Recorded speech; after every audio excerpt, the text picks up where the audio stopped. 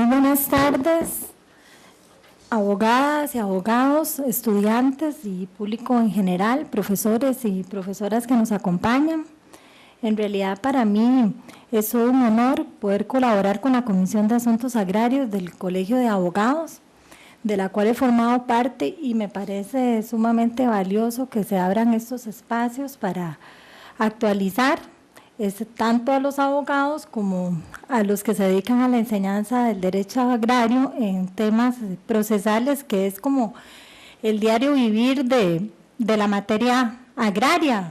La exposición que yo pienso hacer es lo más práctica posible de las vicisitudes del proceso ordinario agrario, que es lo que vemos todos los días, cuáles son, digamos, los errores más frecuentes o los aspectos que lo diferencian de otras materias, ¿verdad?, de la contenciosa, de la civil, de familia. Sabemos que cada día el abogado está llamado a conocer los detalles de esa especialidad, y pretendemos pues hacer un aporte el día de hoy, y espero poder cumplirlo dentro del tiempo asignado. El proceso ordinario agrario es, tal y como lo indicó el profesor Diego Rudín, es uno de los procesos más importantes en materia agraria. La particularidad que tiene es que está expresamente regulado en la Ley de Jurisdicción Agraria. También tenemos otro tipo de procesos, sumarios, cobratorios, sucesorios, pero eso sí ya remiten su completa regulación a cuerpos normativos supletorios. Pero el proceso ordinario agrario sí es, digamos, la máxima expresión dentro de la Ley de Jurisdicción Agraria de los principios que conforman el proceso agrario. Supletoriamente, o sea, aplicamos la normativa de la Ley de Jurisdicción Agraria, y supletoriamente también ha predominado el Código Procesal Civil, por así disponerlo, los artículos 6, 26, 36, 62 y 79 de la Ley de Jurisdicción Agraria, que en diferentes normas remiten a otros cuerpos normativos para completar la regulación de este proceso. Ya iniciando, digamos, lo que es la demanda que conforma la etapa inicial, la tenemos regulada en los artículos 38 a 40. Como toda demanda lleva el nombre y calidades de las partes, no voy a especificar mucho en cuestiones que ya todos conocemos, pero sí, digamos, por ejemplo, señalar ciertas particularidades de la materia agraria, por ejemplo, cuando se da ocupación masiva de terrenos, que se tienen que establecer procesos reivindicatorios o de otra naturaleza, y a veces es difícil poder identificar, qué sé yo, un grupo de 100 personas en una finca para poder establecer una demanda. Es digamos, una dificultad importante a la que se puede encontrar, digamos, el abogado o la abogada cuando va a presentar una demanda de esta naturaleza. Lo que se ha estilado, digamos, es que la parte presenta su demanda y puede pedir como medida cautelar que se le requiera a la autoridad policial que se apersone al lugar con la parte interesada para identificar a las partes que están ocupando o los sujetos que están ocupando la finca, para así lograr, digamos, identificar a las personas y poder, digamos, completar este requisito importante de la demanda. Porque de acuerdo a la Ley General de Policía, es deber identificarse, digamos, cuando la autoridad judicial a uno así se lo requiere. Mientras que si la parte va sola a la finca, es muy difícil que logre obtener colaboración, digamos, no siempre de los sujetos con los que precisamente está teniendo un conflicto en ese momento. Con las personas indígenas también se pueden dar ciertas particularidades, que no tengan cédula de identidad u otros aspectos muy propios, digamos, de su identificación, que difieren del resto de sujetos que puedan intervenir. También, digamos, puede existir la posibilidad que se pueda interponer la demanda y que ya más avanzado el proceso se logre identificar a la persona y de acuerdo, digamos, a su identidad cultural. Igual sucede a veces con migrantes indocumentados que formen parte, digamos, de un conflicto. También ha existido como cierta flexibilidad de poder darle traslado a la demanda con solo el nombre de la persona y posteriormente poder completar los datos. Estos no es algo como que se presente todos los días, pero sí son particularidades, digamos, en cuanto a los nombres y calidades de las partes que a veces se dan en materia agraria. La narración pormenorizada de los hechos, el lugar para notificar, la estimación, sabemos que puede ser en colones o en dólares, pero para los efectos procesales debe hacerse su conversión a colones en la oportunidad procesal correspondiente. Por ejemplo, cuando vamos a fijar los honorarios de un perito, los honorarios de abogado, ahí tendríamos que hacer la conversión. Sí es muy importante tener en cuenta los inconvenientes de exagerar la estimación de una demanda. Muchas veces, por la estrategia, digamos, que sea para un abogado o abogada estimar una demanda de una manera muy cuantiosa, también tienen que tomar en cuenta que esa estimación es la que se va a utilizar para fijar los honorarios, por ejemplo, de un perito, no solo los honorarios de los abogados, por ejemplo, los honorarios de un perito, para, por ejemplo, resolver otro tipo de incidencias. Y esto puede llegar a perjudicar tanto a la parte que no tenga, digamos, la posibilidad de poder evacuarse una prueba pericial porque los honorarios resulten muy exagerados. Por supuesto que no solo hay que tomarlo en cuenta a la hora de plantear la demanda, cuando se contesta la demanda también hay que poner cuidado en este detalle para objetar la cuantía si es del caso, ¿verdad?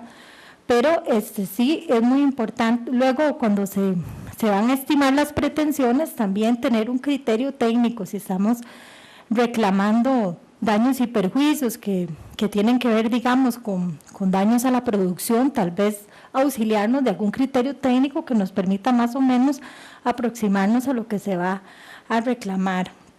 Los medios de prueba, básicamente los que existen en el Código Procesal Civil. Sí es muy importante que en la prueba pericial, que es tan común en materia agraria, se precise bien el objeto de la pericia.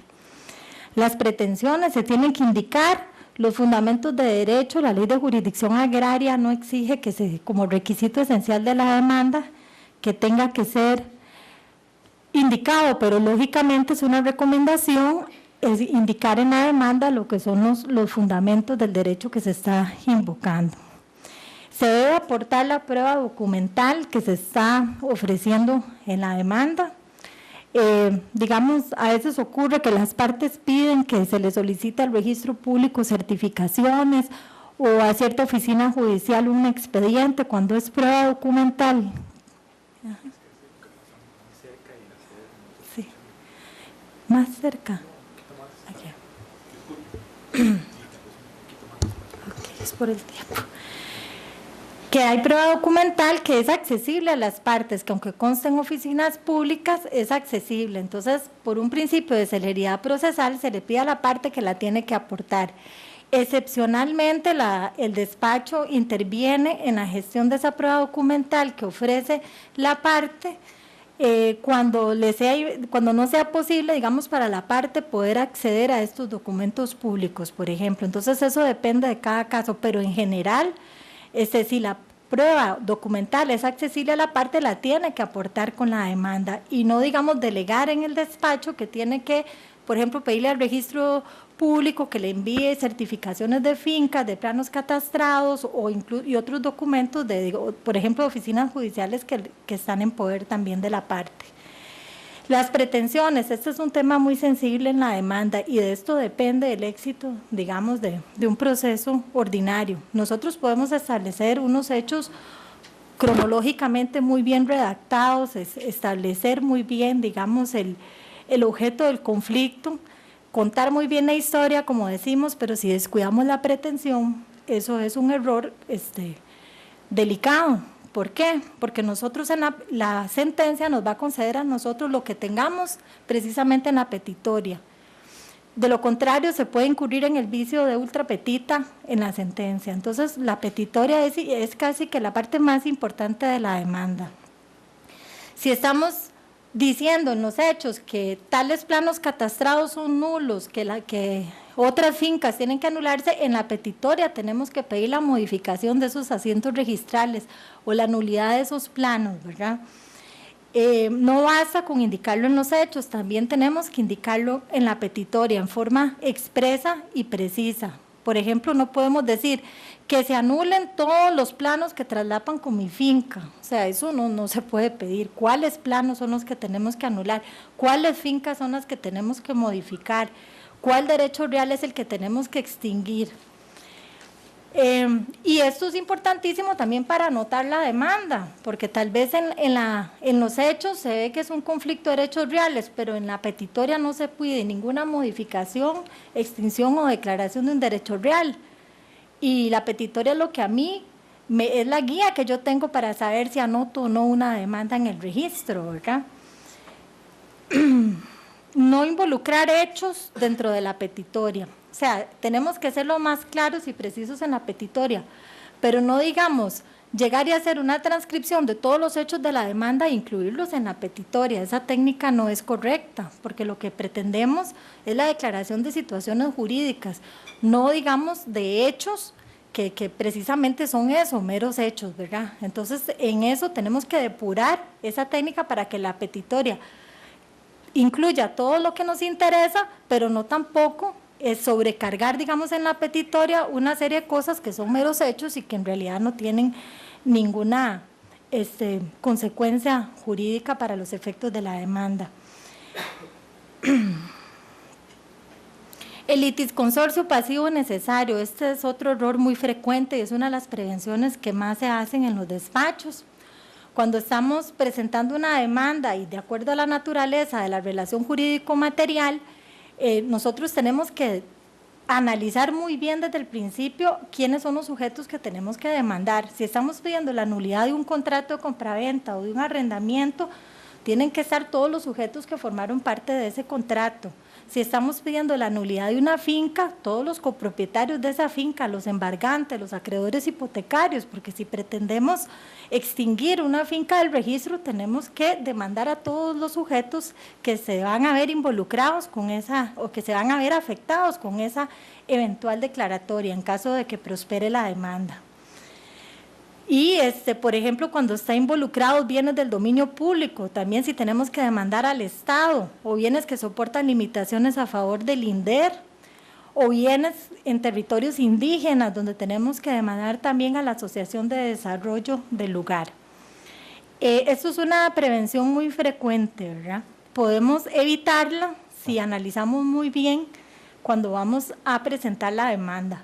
Y puede ocurrir también que el despacho no se percate de que existe un vicio de esta naturaleza, el proceso avance, llegue incluso hasta segunda instancia y resulta que ahí se detecta que había una incompletez en el litisconsorcio. Entonces se anule la sentencia, se ordenen readecuar procedimientos con todo el perjuicio que esto puede significar para los intereses de la parte actora. Entonces esto es un aspecto que tenemos que tomar en cuenta también cuando vamos a presentar la demanda. En cuanto a la corrección de la demanda, el artículo 39 establece que el juez o la jueza procederá a hacer la prevención, otorgando el plazo que estime pertinente para que se cumpla, bajo pena de no atender futuras gestiones. ¿Qué significa esto? ¿Puedo cumplir yo dentro de un año, dentro de dos? O sea, ¿qué significa o qué dimensión tiene esa norma? Lo que se ha estilado, digamos, a nivel jurisprudencial y en la práctica judicial es que si se hace la prevención, se otorga un plazo de 3 o 5 días y la parte no lo cumple, pasados 3 meses se puede aplicar la deserción. Se ha dado la discusión de que si en realidad no se le ha dado traslado a la demanda, ¿por qué aplicar la deserción si en realidad la parte demandada no está personada, no se le ha dado traslado? Pero también está el tema de las medidas cautelares. Por ejemplo, si se anotó una demanda o se dictó una medida cautelar atípica, bien que mal, hay una contraparte que aun cuando no se le haya dado traslado a la demanda, está soportando una medida cautelar. Entonces, que ahí se podría, digamos, aplicar la deserción. Este auto que previene la corrección de la demanda no tiene apelación. Sí, con respecto al litisconsorcio que les mencionaba, si la prevención es con respecto a un litisconsorcio pasivo necesario, ahí ya nos apartamos del artículo 39 y lo prevenimos con base en el artículo 106 del Código Procesal Civil. Ya si es un plazo perentorio, fatídico, que si en 8 días no cumple con la integración, se da por terminado el proceso. Entonces sí tenemos que estar atentos en el tipo de apercibimiento que se hace, porque el litis consorcio sí se aplica esa norma específica del Código Procesal Civil. Con la demanda se pueden solicitar medidas cautelares atípicas. No hay necesidad de que la parte demandada esté notificada o que se le haya dado traslado a la demanda para tramitar una medida cautelar atípica. Se hace un reconocimiento judicial sin citación a la parte demandada. Obviamente el tema de hoy no son las medidas cautelares, que es un tema bastante amplio, pero sí lo menciono para que sepan que, digamos, se puede solicitar con la demanda y se ordena un reconocimiento judicial, pero eso sí, después de practicado el reconocimiento judicial hay que notificar a la parte demandada el resultado de esta diligencia y obviamente cuando se resuelve la medida cautelar también hay que notificárselo y a veces todo eso concurre con el auto de traslado. Se pueden solicitar medidas cautelares típicas, por ejemplo el embargo preventivo. Importantísimo saber que hay una norma especial en la Ley de Jurisdicción Agraria, que es el artículo 35, que una vez decretado el embargo preventivo en el que se rindió una garantía, si la demanda no se presenta dentro del plazo de 5 días, se deja sin efecto el embargo y adquiere la parte embargada el derecho a que se le giren los daños y perjuicios de la garantía. No son los 30 días del Código Procesal Civil, son 5 días y a veces este es un error muy frecuente y muy delicado, ¿verdad?, por las consecuencias económicas que tiene. La anotación de la demanda, la Ley de Jurisdicción Agraria en el artículo 34 permite que sea de oficio, dependiendo de las pretensiones. Para eso tenemos que analizar el 468 del Código Civil y bueno, lamentablemente sabemos que hay juicios que duran más de 10 años, estar atentos, sabemos que después de los 10 años puede prescribir la anotación de la demanda, en ese caso antes de que se extinga el plazo de los 10 años, solicitar al despacho que renueve la anotación con base en el artículo 471 del Código Civil para interrumpir esa prescripción. No es, digamos, que si caduca a los 10 años, no lo podemos hacer después, sí la podemos volver a anotar, pero ya todos los anotantes, digamos, que estaban sobre la finca, posteriores a la anotación anterior, habría que notificarlos, traerlos como demandados y toda la complicación que eso puede llegar a significar en el proceso. Entonces, eso es un aspecto importante en la anotación de la demanda. La competencia es revisable de oficio, podemos hacer prevenciones para estar seguros si estamos ante si tenemos dudas si es agrario o no, el juez puede hacer prevenciones a la parte, se puede hacer un reconocimiento judicial. También se ha valorado en casos muy excepcionales resolver medidas cautelares que son muy urgentes, incluso antes de resolver, digamos, el tema de la competencia con base en el artículo 568 del Código Procesal Civil, aplicado por analogía del artículo 4. El patrocinio letrado y la defensa pública, en esto no me voy a referir mucho porque don Jason, ese es su tema, pero sí reiterar que en materia agraria se puede litigar con patrocinio letrado, que es lo preferible, pero también la parte lo puede hacer presentando escritos siempre y cuando vayan firmados por la misma parte y entregados por la misma parte ante el despacho. Y si no sabe firmar, pues tendrá que hacerse una firma ruego conforme lo establece el artículo 28.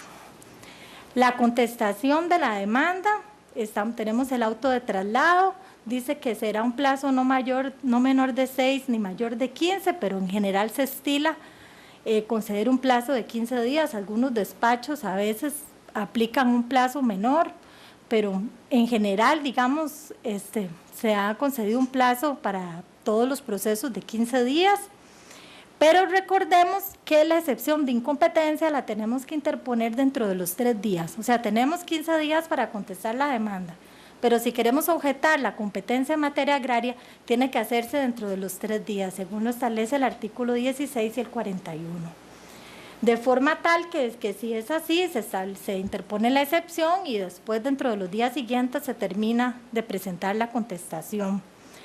Se debe contestar cada hecho, decir si se reconocen como ciertos o no, con variantes o rectificaciones.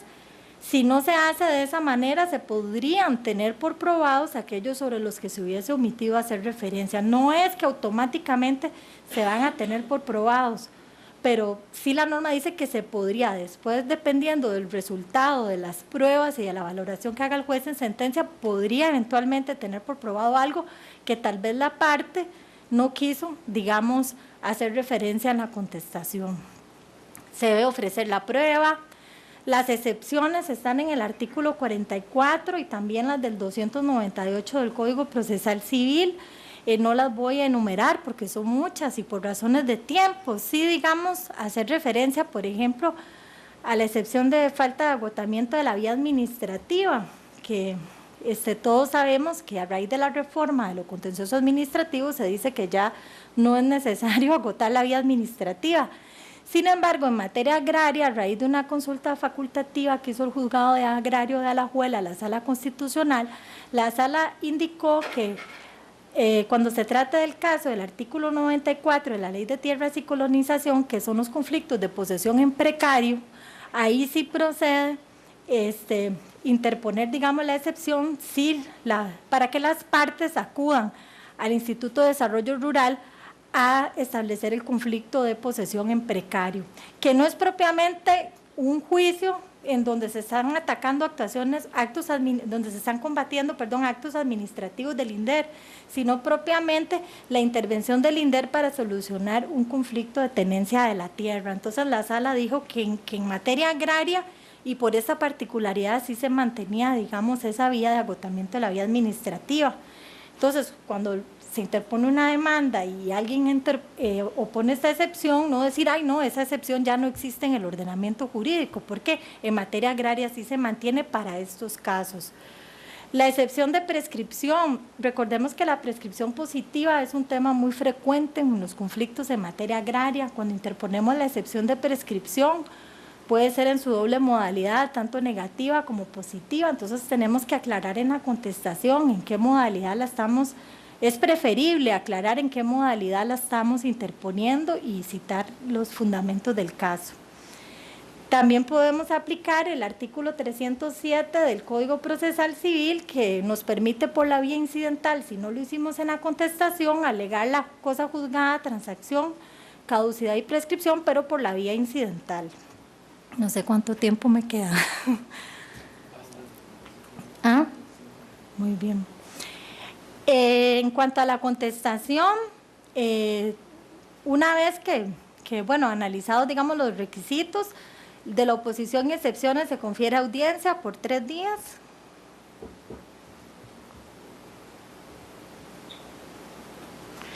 Es importante que la autosentencia que acoge las excepciones tiene apelación, pero el que las rechaza no. O sea, si acogemos una prescripción, una caducidad, una transacción, ese auto tiene apelación, pero los que rechazan las excepciones no tienen apelación. Ya esto se había impugnado hace muchos años ante la Sala Constitucional y la Sala había avalado el artículo, de manera que se mantiene vigente. También se discute si el que contesta la demanda y no contrademanda puede solicitar medidas cautelares, porque no tienen una pretensión propiamente en el proceso, como para hacer un análisis de instrumentalidad entre lo que se pide y lo que se está solicitando como medida cautelar. Pero digamos, sí hay circunstancias donde está involucrado, por ejemplo, el medio ambiente, la seguridad humana, la seguridad alimentaria o la salud humana, en los que se han, digamos, dictado medidas, pero que más que todo se denominan tutelares, que aun cuando no haya una pretensión deducida, porque sabemos que en la contestación no podemos invocar pretensiones, sí, digamos, se pueden dictar estas medidas cuando, digamos, están de por medio estas circunstancias. ¿Qué pasa con la corrección de la contestación si no se hace en forma debida? Tenemos 2 supuestos, el artículo 39 que nos dice que se hace el apercibimiento de corrección bajo pena de no atender futuras gestiones, y el 40 que nos dice que si no se contesta en forma debida, se le indica a la parte que podría tenerse por probado lo que no hubiese dado la contestación. Se ha optado por aplicar el artículo 40. ¿Por qué? Porque si le decimos a quien contesta, corrija su contestación, bajo pena de no atender futuras gestiones, pasados 3 meses no podemos declararle la deserción al demandado. Lo que se declara la deserción es a la demanda. Y luego eso podría convertirse en una técnica dilatoria a la parte demandada para atrasar el proceso. Entonces se aplica la forma más restrictiva que estipula el artículo 40. En la contestación es el momento para objetar la cuantía por la vía incidental. Se aplica el procedimiento del Código Procesal Civil, tiene apelación, el auto que resuelve el incidente de objeción a la cuantía. Si no se contesta la demanda dentro del plazo indicado, se debe decretar la rebeldía con base en el artículo 43 de la Ley de Jurisdicción Agraria. Sí es importante que el hecho que la parte demandada no conteste la demanda no significa que automáticamente ya se tiene por probado todo lo que se indica en la demanda. La norma es muy clara que la no contestación no implica necesariamente aceptación de los hechos, pues el juez o la jueza resolverá con base en la prueba que consta en autos en el momento oportuno. La contrademanda se puede interponer, son los mismos requisitos de la demanda, tiene que haber conexidad en cuanto al objeto, ¿verdad? La contrademanda tiene que tener esa conexidad con el objeto de la demanda. Importantísimo, si se ordena la corrección de la demanda porque la petitoria no es clara, porque no la estimaron, por cualquier defecto que se observe, aquí no vamos a aplicar el artículo 39 de que si no cumple con subsanarla, no se le van a atender futuras gestiones. ¿Por qué? Porque no se puede declarar la deserción de la contrademanda. Entonces, en los últimos años el Tribunal Agrario ha resuelto que se aplique el artículo 308 del Código Procesal Civil, es decir, bajo pena de no tener por presentada la reconvención. Y nos encontramos otra vez en el mismo caso de que puede constituir también una técnica dilatoria del demandado que reconviene el no corregir su contrademanda y para atrasar el proceso si le hacemos una mera prevención de no atender futuras gestiones. Se pueden pedir medidas cautelares típicas y atípicas, como se puede hacer en la demanda. Muy importante, no puede contrademandar. No puede contrademandar quien es reconvenido. O sea, el demandado puede contrademandar, pero el que es contrademandado no puede venir y establecer una contrademanda. O sea, yo sé que eso muchos lo sabemos, pero en la práctica ocurre, ¿verdad? Y si al despacho no observa, digamos, lo que ocurre, eso puede de verdad llegar a generar problemas de validez del proceso. Pero sí se puede reconvenir a otros sujetos adicionalmente del actor, sobre todo en los casos de litis consorcio pasivo necesario. Una vez que terminamos de darle traslado a la contrademanda, tenemos que resolver, digamos, ya el allanamiento, si hubo una contestación afirmativa o un allanamiento, se debe dictar sentencia. Si no es así, porque eso es muy inusual, resolver el incidente de objeción a la cuantía, resolver las excepciones y las medidas cautelares pendientes, aunque su tramitación no está sujeta al curso del proceso principal. Si todavía no se han resuelto, pues las tenemos que resolver. Ya pasamos a la etapa demostrativa. Muy importante saber que en materia agraria no existen legajos de las pruebas de las partes, que legajo de la prueba del actor y legajo, o sea, todo se tramita como un solo proceso. Se ordena traer la prueba documental que la parte no puede aportar y que el despacho necesariamente tiene que pedir. Se previenen los honorarios para la prueba pericial. Si en su momento no se le previno a la parte actora que precisara cuál era el objeto de la pericia, el interrogatorio que tiene que contestar el perito, este es el momento que tenemos también para pedirle que aclare lo pertinente. Dependiendo de la naturaleza del conflicto, digamos, cuando se trata de reivindicaciones, acciones de mejor derecho de posesión, donde la prueba topográfica, por ejemplo, es fundamental en la resolución del proceso, se estila que no se señale todavía juicio hasta que no esté rendida esta prueba pericial. ¿Por qué? Porque La prueba pericial va a ser un insumo muy importante para el desarrollo del juicio verbal. Cuando vamos a ir a hacer el reconocimiento, tenemos el peritaje para irnos ubicando cuáles son los puntos de interés de las partes, cuál es la zona que está traslapada, o incluso las partes tienen este insumo para conciliar, porque tal vez había una realidad ahí que no conocían y pueden valerse, digamos, de estos elementos técnicos para poder tener una mejor idea del conflicto. Si no es tan importante, sino que es una prueba para daños y perjuicios, sí se puede señalar a juicio y concomitantemente irse tramitando la prueba pericial. El auto que convoca al juicio verbal, las normas que regulan el juicio verbal están propiamente en los artículos 46 a 52. Se convoca para toda la evacuación de la prueba en el lugar de los hechos, que es el artículo 48. Esta es la expresión de los principios de concentración y de itinerancia del juez en materia agraria. Concentración, porque en una sola audiencia se debe practicar confesional, testimonial, reconocimiento judicial, declaración de parte, y también el principio de itinerancia del juez, que es realizar el juicio en el lugar del conflicto. Hay un aspecto práctico, digamos, del juicio verbal que no está en la ley de jurisdicción agraria, que es una norma, como decimos, una norma no escrita, pero que es necesaria. Y es que se le advierte a las partes cuando se señala juicio que por favor coordinen con el despacho 48 horas antes, algunos dicen 3 días antes, bajo pena de no realizar la diligencia. ¿Por qué? Porque si, digamos, la finca es allá en Sabanillas de Acosta, el despacho no tiene manera de saber dónde se ubica el inmueble. O sea, no podemos salir del juzgado e identificar la finca porque ocupamos el auxilio de las partes. Entonces se previene a ambas partes que coordinen la diligencia, que si es ahí, pues entonces nos vamos, el trayecto de la iglesia al lugar, a la finca es 1 hora, el juicio es a las 10, entonces nos vemos a las 9 en la iglesia, porque de ahí nos vamos todos juntos para la finca. O sea, todos estos detalles para poder apersonarse el juez o la jueza y los abogados y las partes en tiempo, a la hora señalada. Si esta coordinación no se hace por parte de la parte actora, la demandada, no se puede realizar la diligencia. ¿Qué pasa si no se realiza la diligencia?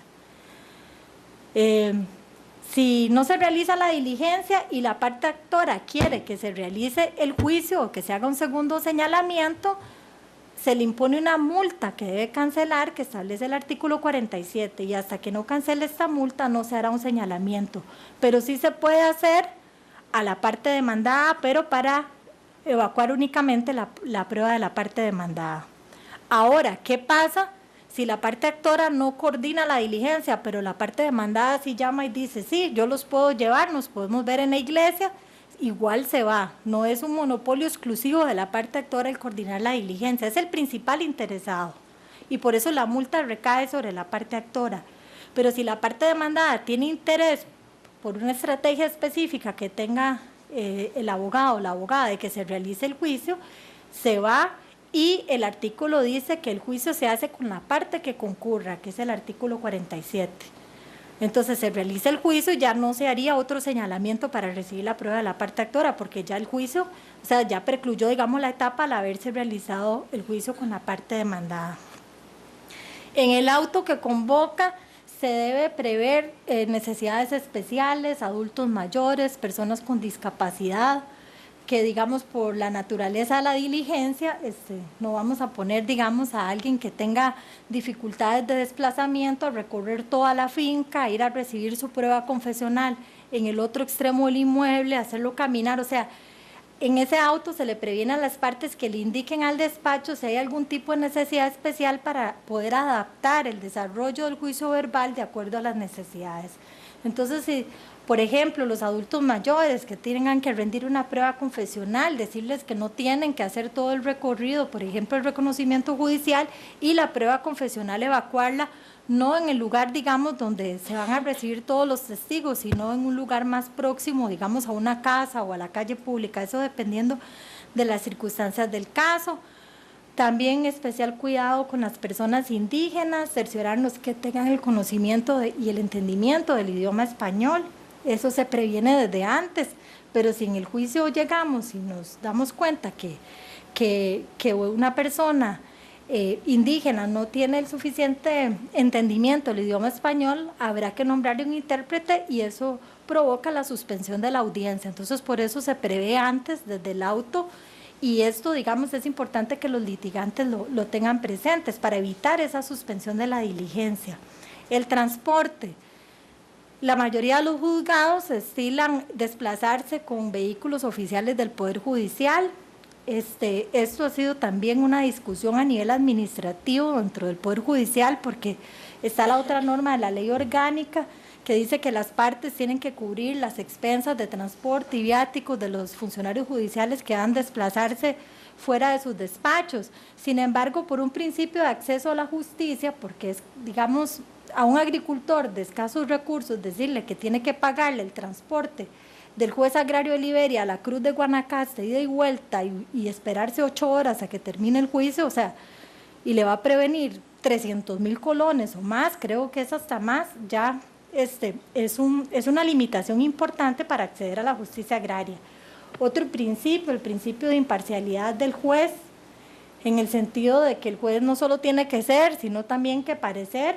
El hecho de llegar, digamos, en el carro de una de las partes y toda la influencia que eso pueda tener, aunque el juez sea imparcial, aunque al final va a resolver lo que le corresponde, sí, digamos, se ha discutido que eso puede afectar en alguna medida el principio de imparcialidad. Y más si nos ponemos a pensar en lo que es la seguridad de los funcionarios judiciales, que los vehículos tengan seguro, los choferes que los conducen. Entonces, por eso cada vez más se da la modalidad que sea el transporte del Poder Judicial, pero a veces, por una cuestión, digamos, de una medida cautelar urgentísima, que mañana hay que ir a ver una plantación que está viendo afectada y no hay disponibilidad de vehículos, se accede a ir en el vehículo de la parte interesada. Los testigos es deber de la parte a llevarlos al juicio, podrían ser reducidos a 3, salvo que se ofrezcan para una circunstancia muy específica, se pueden admitir más. En esto depende mucho la complejidad del asunto y en esto sí hay que tener un criterio de razonabilidad. No es que en todos los juicios vamos a decir que solo se van a admitir 3 testigos, hay juicios muy complejos en el que tenemos de verdad que aunque sean 5 por parte y son 5 partes, pero son varios los aspectos debatidos, también tener esa prudencia de no hacer una limitación excesiva de la prueba testimonial. Cuando ya corresponde propiamente el desarrollo del juicio verbal, primero se hace el reconocimiento judicial. No voy a hablar del soporte ni de la audiencia ni cómo se graba, porque a eso se va a referir don Luis Alonso, pero sí se inicia con el reconocimiento judicial. La parte actora es la que en principio dirige al juez o a la jueza para indicar cuáles son los aspectos de su interés, que es el terreno que está reclamando, pero obviamente hay que ponderar los intereses de la parte demandada para aspectos, digamos, que está reclamando en la contestación. Por ejemplo, en un caso de una servidumbre que se alegue en la demanda que hay un fondo enclavado y la parte actora quiere que se inspeccione la franja por donde le gustaría salir, y la parte demandada dice, no, es que no es un fondo enclavado, este fondo tiene salida por otro fondo, y también hay que atender esos intereses de la parte demandada, no decir que es únicamente a lo que se refiere a la demanda. Hay aspectos de la contestación que tenemos que tomar en cuenta en la práctica del reconocimiento judicial. Pero sí le corresponde a la parte actora, o sea, esa carga de la prueba de qué es lo que reclama.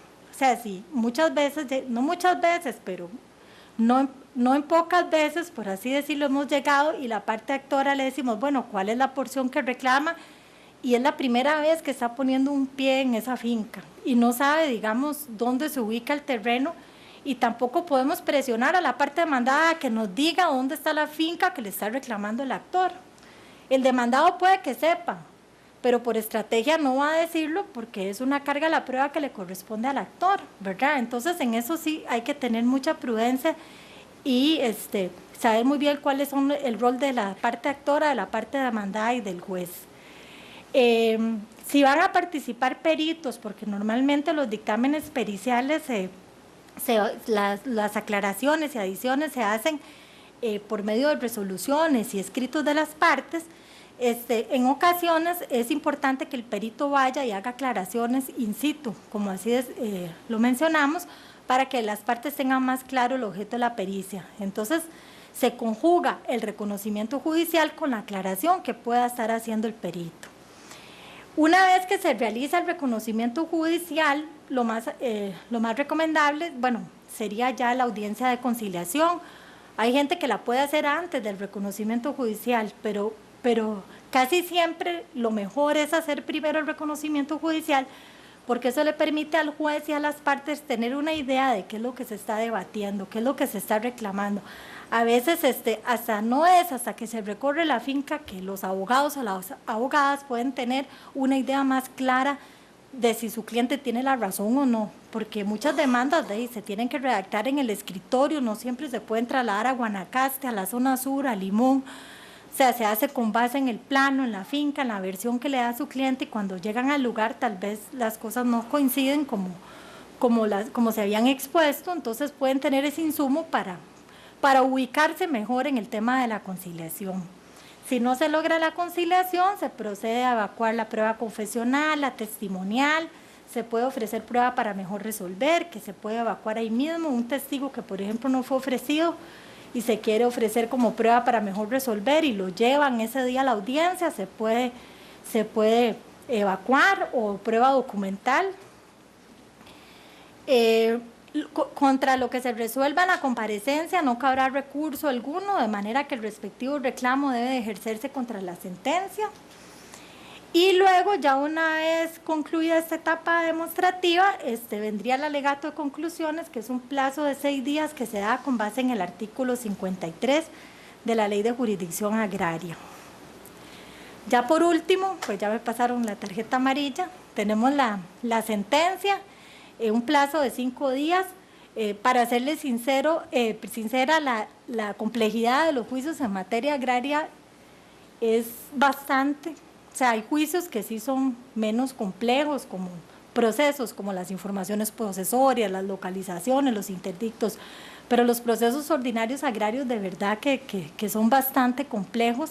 Es muy difícil poder cumplir con este plazo. Fue un plazo que estableció la Ley de Jurisdicción Agraria, pero si analizamos, por ejemplo, el Código Procesal Civil, que son 30 días, si no me equivoco, y ya en la práctica judicial vemos que es muy difícil, digamos, que se cumplan estos plazos. Pero bueno, es parte de la exposición que la norma lo indica, no hay pena de nulidad. O sea, si el juez no resuelve en 5 días, no es que se va a anular el juicio o que va a tener alguna consecuencia.